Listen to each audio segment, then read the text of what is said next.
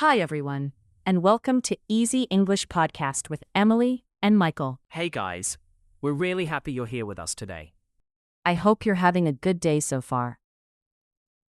And if your day feels a little messy, don't worry, because today we're talking about daily habits. Yes, daily habits are such an interesting topic because they look small, but they shape a big part of life.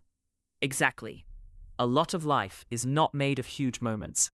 It's made of small things we repeat again and again. And some of those things help us feel better. And some of those things make life harder without us even noticing. That's very true.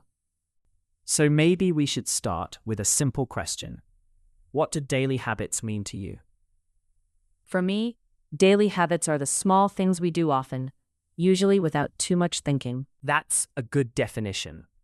They can be very simple. How you start your morning, what you do with your phone, when you eat, how you rest, how you speak to yourself, all of that. Yes. Daily habits are not only about big, healthy routines. Exactly. I think people sometimes hear the word habits and imagine a perfect life. Yes. Like waking up at 5, drinking lemon water, reading 10 pages, doing yoga, running, journaling, and becoming a new person before breakfast. Exactly. And honestly, that version of habits can feel very far from real life. Very far. For me, habits only matter if they fit real life. I completely agree. What about you? What do daily habits mean to you personally? For me, they're the little things that either support the day or quietly ruin it. Wow, that's actually very good. Thank you. It's true, though. Yes. If I sleep too late, check my phone too much, and don't move my body, I feel different. Not terrible, maybe, but definitely worse. Yes, small habits can change mood, energy, focus, and even how kind we are. That's such a good point. I think people often wait for a big change, but daily habits are usually where real change happens. Exactly. So, Michael, do you think you have good daily habits? Some of them, yes. And some of them, no? Definitely. Honest answer. Always. What would you say is one good daily habit you already have? Walking. I knew you were going to say that. Of course. You really love walking. I do. Walking helps me with almost everything. Like what? Stress, overthinking, low energy, bad mood, even confusion. That actually makes a lot of sense. If I feel mentally stuck, a walk usually helps. I feel the same. I think walking is one of the most underrated habits. Definitely. People often think healthy habits need to be dramatic. Yes, like a huge workout plan. Exactly. But sometimes a simple walk helps more than a complicated plan you never follow. That's such a good point. What about you? What's one good habit you already have? I think one good habit I have is trying to create a calmer morning. That sounds very Emily. I know. What does that look like for you? It's not perfect every day, but I try not to rush too much in the first part of the morning. That sounds healthy. I open the window, drink water, make my bed, and try to begin the day in a more gentle way. I like that a lot. It helps me feel more connected to myself before the day gets noisy. That's a beautiful way to say it. Thank you. I think mornings are very powerful. Definitely. A good morning does not solve everything, but it changes the tone of the day. Yes. And a chaotic morning can also change the tone. Very quickly. Let's talk about morning habits a little more, because I think they are some of the most important daily habits people have. I agree. What is the first thing you usually do after waking up? Honestly, Always honestly. I usually stay in bed for a few minutes and ask myself if I really need to get up yet. That's so relatable. Then I usually think about coffee. Before water? Usually, yes. That sounds very you. I know. I'm not saying it's perfect. but it's real. Exactly. I think real habits are more interesting than ideal habits. Absolutely. Do you check your phone in the morning? Sometimes, yes. Same. I try not to do it too fast, but honestly, it still happens. Yes. I think that's one of the most common habits now. Definitely. And I also think it's one of the most dangerous ones for a peaceful morning. I agree. Because the moment you check your phone, your brain fills up. Exactly. Messages, news, updates, social media, random things, all at once. And suddenly the day feels busy before it even starts. That's so true. I've noticed that if I avoid my phone for the first few minutes, I feel much better. Same. The morning feels more open. More human. Yes, I love that word here. Me too. What helps you avoid checking your phone? Making it a little less easy. What do you mean? Sometimes I charge it a bit farther away. Not in another country, just not right next to my hand. That actually makes sense. If it's too close, I grab it automatically. Yes, the body moves before the mind chooses. Exactly. I think that's one reason habits are so powerful. Because they become automatic. Yes. And automatic things are easy to repeat. Which is good when the habit is helpful. And not so good when the habit is making life worse. Exactly. Let's talk about one habit you want to improve right now. Sleeping earlier.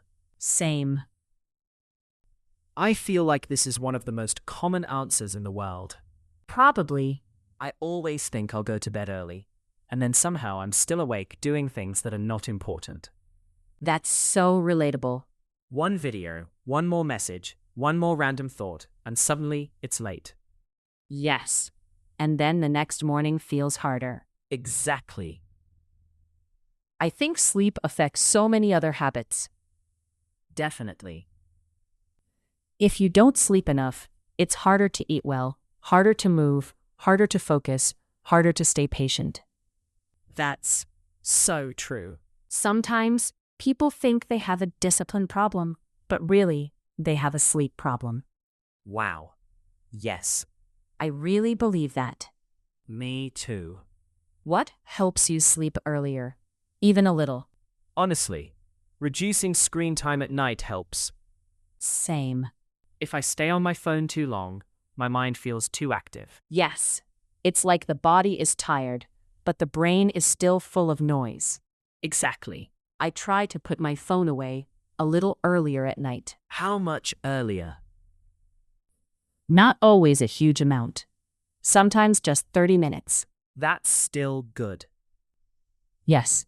I think people often forget that small improvements still count. Definitely. Better is still better, even if it's not perfect. That should be on a wall. It really should. Let's talk about food habits too. Good idea. Because I think a lot of people connect habits only to productivity. Yes. But food habits are daily habits too. Exactly. Do you think your food habits are good? I think they are decent. That's a very careful answer. Because it's the truth. Fair. I don't eat perfectly. And I don't want to eat perfectly. Same. But I try to eat in a way that gives me energy and feels realistic. I like that. I think realistic is one of the most important words when talking about habits. Definitely. If the habit only works on your most motivated day, it's not a very strong habit. That's such a good point. For me, one helpful habit is keeping food simple most of the time. That sounds healthy. It helps because when things are simple, it's easier to stay consistent. Yes, complexity makes habits weaker. Exactly. I think many people want a healthy life, but their system is too complicated. That's very true. They plan meals that take too much energy Workouts that take too much time, routines that take too much effort. And then the whole plan becomes fragile. Exactly. I think strong habits usually feel easy enough to repeat. Yes. Repetition is the key. That's such a good distinction. I think so too. What about drinking water? Do you think that habit matters a lot? Definitely. It's such a simple habit, but it changes a lot. Yes.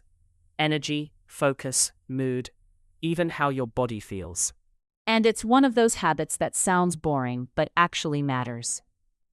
I think many of the best habits sound boring. That's true. Sleep, walking, water, simple meals, less phone, more calm. None of those sound dramatic. No, but they work. And I think that's important. Good habits are not always exciting. Often they are quiet. Yes, quiet, but powerful. That's beautiful. Thank you. By the way, if you enjoy listening to Simple English with us, don't forget to subscribe to Easy English Podcast with Emily and Michael. And if you think this episode can help a friend with English, feel free to share it with them. We'd really appreciate that. Okay, let's keep going. Let's talk about bad habits for a moment. That part is easy for me. Really? Yes, I have many examples. Tell me one. Wasting time when I already know I'm wasting time. That's so relatable. You know that strange zone where you're not really resting and not really doing anything useful. Yes, I know that zone very well. That's one of my least favorite habits. What does it look like for you? Usually, it's too much phone time, random videos, switching between apps, thinking about doing something, but not actually starting. Yes, that middle zone is dangerous. Very dangerous. Because it looks like rest, but it doesn't feel good. Exactly. I think one of my bad habits is trying to do too many things at once. That sounds very Emily. I know. What happens when you do that? I start one thing, then another, and after a while I feel busy but not really satisfied. Because nothing feels complete. Exactly. That's so relatable.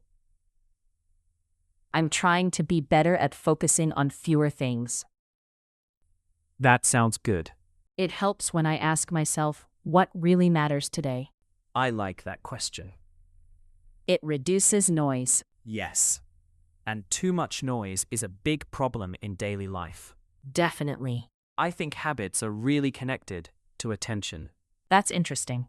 Say more. I mean, every habit is also a way of using attention. Wow, yes. Where you put your attention every day becomes your life. That's actually very powerful. I think so too. So maybe one good habit is protecting attention. Definitely. Less mindless phone use. More presence. More awareness. More choice. Yes. And maybe less automatic behavior. That's very important. Do you think habits are easier when they match personality? Absolutely. Me too. I think one reason people fail with habits is that they copy someone else's style. Yes. They try to live like a person they are not. Exactly. A very strict system might work for one person and feel terrible for another person. Yes. A quiet morning routine may feel beautiful for one person and boring for another. That's true. I think good habits should fit your energy, your personality, and your real life. That's such a healthy way to think. What kind of habits fit your personality best? Simple, low pressure, realistic habits. That sounds very accurate.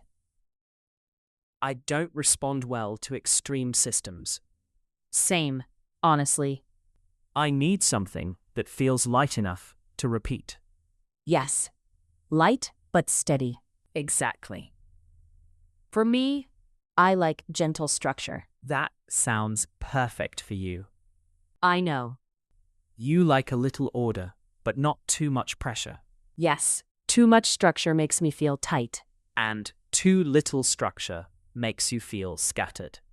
Exactly. I think that balance is something many people are looking for. Definitely. So maybe daily habits are not about becoming perfect. No. I think they're about becoming more supported. Wow, that's so good. I really believe that though, Me too. a good habit should support your life, not punish your life. Yes. That is such an important sentence. I think punishment habits never last very long. No. Because fear and pressure are weak foundations. Exactly. Let's talk about consistency. Good idea. I think many people believe they need to be consistent in a perfect way. Yes, every day, no mistakes, no bad days, no interruptions. But that's not real life. Not at all. Real consistency is softer. I like that. It means returning again and again, even after imperfect days. That is such a healthy definition. I think so too. Because if one bad day makes you quit, the system is too fragile. Exactly. But if one bad day just becomes one bad day, then the habit can survive. Yes, that's the difference. Do you ever feel discouraged when your habits break for a while? Yes, sometimes. Me too. But I'm learning to restart more gently. That sounds wise. I think restarting is a life skill, Definitely. not just for habits, for everything. Yes. Restarting after low energy, restarting after stress, restarting after disappointment. Exactly. I think people often think the goal is never falling off. But maybe the real goal is knowing how to come back. Wow. That's one of my favorite things you've said. It's really true. So, if someone says, I want better daily habits, but I always fail, what would you say? I would say start much smaller. Good answer. Really small. So small that it feels easy. Yes, I agree completely. 1 glass of water, 1 short walk. 5 minutes without your phone. 1 earlier night this week. Something like that. Exactly. What would you say? I would say choose habits that feel kind, I love that. not habits that make you feel scared, guilty, or pressured. Yes. If the habit already feels heavy, you probably won't keep it. That's true. And maybe don't try to change 10 things at once. Definitely not.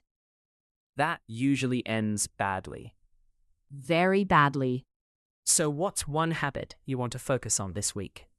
Calmer evenings. That sounds good. Less phone. More quiet. Softer endings to the day. I really like that. What about you? More walking and less time in the strange middle zone. That sounds very healthy. I hope so.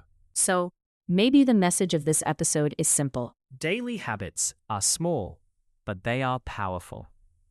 You don't need perfect habits. You need honest habits. Habits that fit your real life. Habits you can return to again and again.